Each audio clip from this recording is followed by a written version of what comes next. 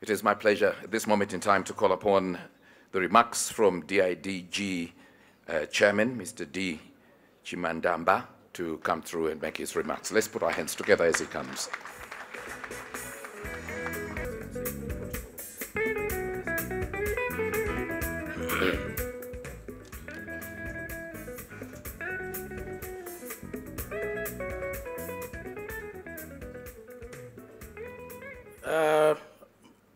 Master of Ceremonies and Program Director, Mr. Manyika, thank you very much. And I've been advised that I can salute His Excellency and say all protocol observed before I go through the list of protocol.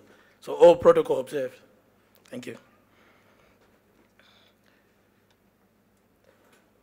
As the chairman of Diaspora Infrastructure Development Group, let me begin by expressing my deepest gratitude and say thank you to all who have braved personal troubles to be with us today on this historic day of NRZ. Your Excellency, I know today is about NRZ and how this marks a turning point in the program of rebuilding Zimbabwe's economy. But as we talk about the momentous project, I have taken this opportunity to share with you and our great country what this means to diaspora and the future of Zimbabwe.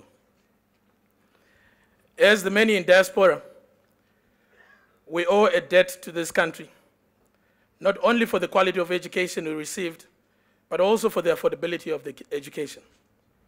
This education gave many of us in diaspora a head start in our careers, a head start in countries where many natives still find it difficult to even get a basic job. The Zimbabwean diaspora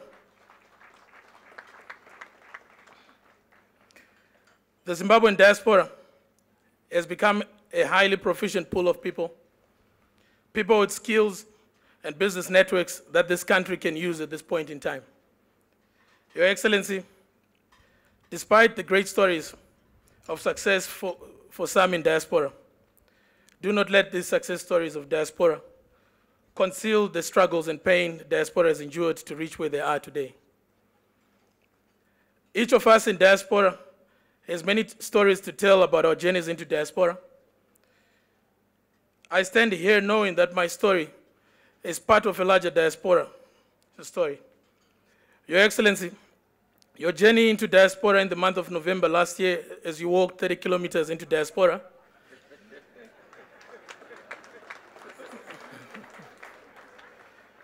searching for political freedom, is a story that is very common amongst the diaspora. Some diaspora in search of economic or political freedoms had to brave through the lion-infested and heavily patrolled Kruger National Park, while others were not so fortunate as they had to swim across the Limpopo, tempting fate with the famous Limpopo crocodiles. These crocodiles are by no means related to the famous Lacoste crocodiles, Your Excellency. As diaspora, we share and abide in faith of the possibilities of this great nation, the possibilities that for decades evaded this country due to various economic and political reasons. In the same way, the diaspora demonstrated tremendous resolve and dedication towards its own economic emancipation in the diaspora, be it by swimming across the Limpopo River, going into South Africa, or flying into the UK, Australia, and US while carrying a passport and hoping for a better future. Today, we say to Zimbabwe, we are bringing the same energy, faith, and dedication that we demonstrated in the diaspora to this Herculean journey we embark on. Your Excellency, as I stand here today with great conviction and courage, we say diaspora is ready to help the country build on the promise of 1980. In late 2016, we decided to be bold and launched ourselves into the biggest economic battle in the history of our generation, the battle to recapitalize Zimbabwe, starting with NRZ. We realized we couldn't continue to be consumed by our petty differences anymore. With the guidance of then the ambassador of Zimbabwe to South Africa, Ambassador Isaac Moyo, we started to work towards an agenda that would see us aggregate diaspora investments and skills towards the recapitalization of Zimbabwe. This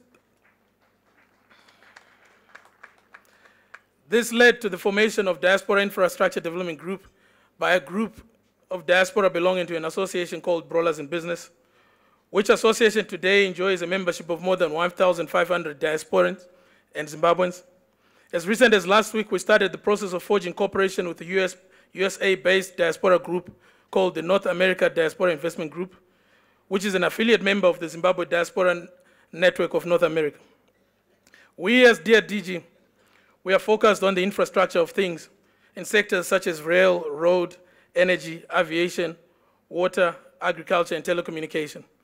We believe by fixing the infrastructure of things such as rail, we will be able to reduce the cost of doing business in Zimbabwe.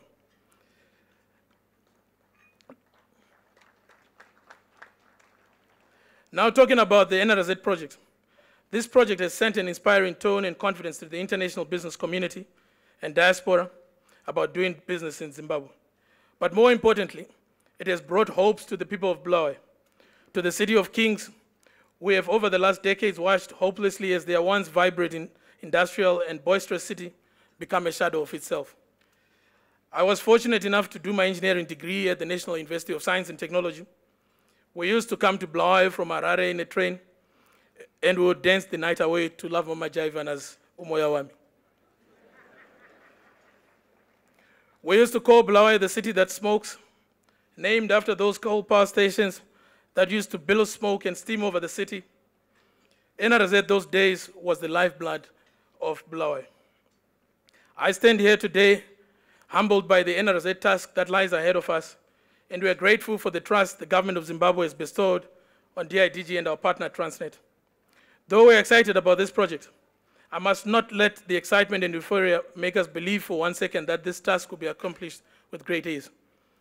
What we are celebrating today is about the delivery of the first batch of rolling stock as part of an interim solution.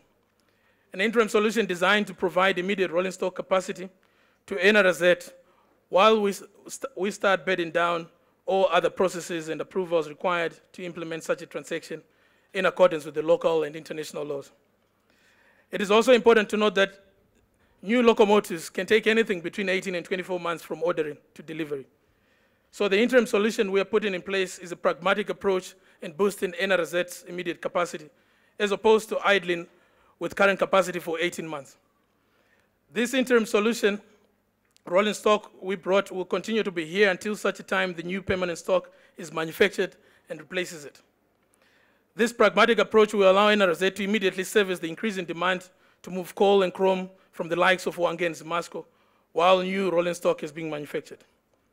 Your Excellency, there's been questions raised in various media articles and social platforms regarding Transnet's technical and financial capacity. I take this opportunity to share a few high-level numbers on our technical partner. Transnet in the last financial year moved 220 million tons. In the same year, NRZ moved 2.7 million tons. Financially, in the same year, Transnet had a revenue of $5 billion, EBITDA of $2 billion, and a net profit of $215 million under a tough operating environment. In that same period, it recapitalized its network by about $1.6 billion and retained cash and cash equivalents of $1.2 billion. I hope this gives some comfort in terms of the consortium's capacity. While the $400 million rehabilitation program is aimed at raising NRZ capacity from 3 million tons to 10 million tons per year by fixing the payway, signaling, providing rolling stock, our intention is to ensure that local manufacturing industries that support NRZ recapitalization program in Zimbabwe are recapacitated.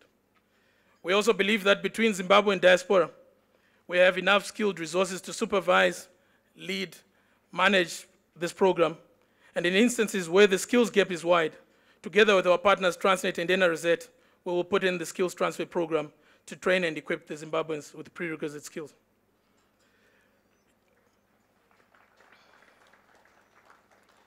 Your Excellency, having noted some skepticism on NRZ project by some of our own, I would like to draw everyone's attention to something more urgent and strategic that our country faces today.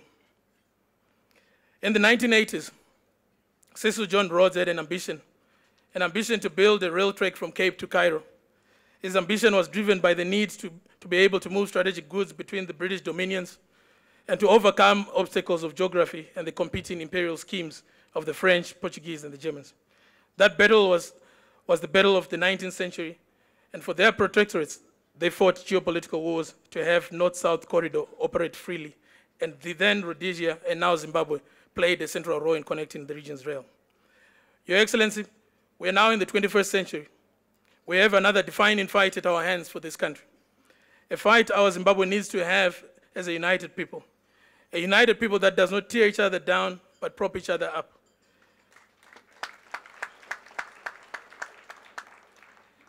The North-South corridor has serious capacity issues, some of them arising from NRZ's lack of investment in its rail capacity or network.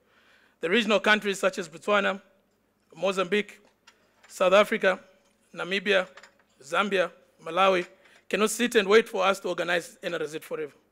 In the absence of NRZ recapitalization, these countries will have to invest in rail and road infrastructure that bypasses Zimbabwe.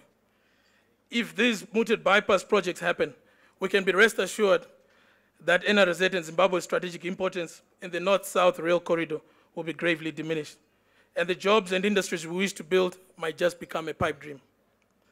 As diaspora, through DIDG, we are fully appreciative of the task that lies ahead of us, but we are fired up.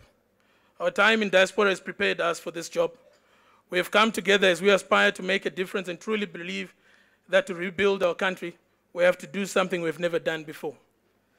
As diaspora, we know that we're greater than the sum of our individual ambitions. We've put our shoulders to the wheel, and we are ready to work with those that see the endless possibilities that lie ahead for our country. We see this as a perfect opportunity to start the brain drain back into Zimbabwe and reintegrate diaspora into Zimbabwe. We see an opportunity to increase diaspora investment into Zimbabwe through aggregated models such as collective investment schemes, diaspora bonds, and accredited technical consulting models. As my monologue draws to an end, I take this opportunity to say to those in diaspora in Zimbabwe, who for justifiable reasons still sit on the terraces and are skeptical for reasons rooted in the past. I say this, the moment has come. Let's turn from being spectators and critics into being participants. In the words of one former US president, President Theodore Roosevelt, he said, "It is far better to dare mighty things and to win glorious triumphs, even though such a journey is checkered by failure, than to remain on the sidelines and become a comfortable spirit. A comfortable spirit that neither enjoys much glory from victory nor suffer much humiliation from defeat." With that, Your Excellency, let me close by saying this. If we stand together as diaspora and Zimbabweans, by the sweat of our brows, the strength of our backs, and the courage of our hearts, there is no task that is insurmountable. We will revive NRZ. Thank you very much, everyone, and congratulations to NRZ and Zimbabwe. God bless Zimbabwe.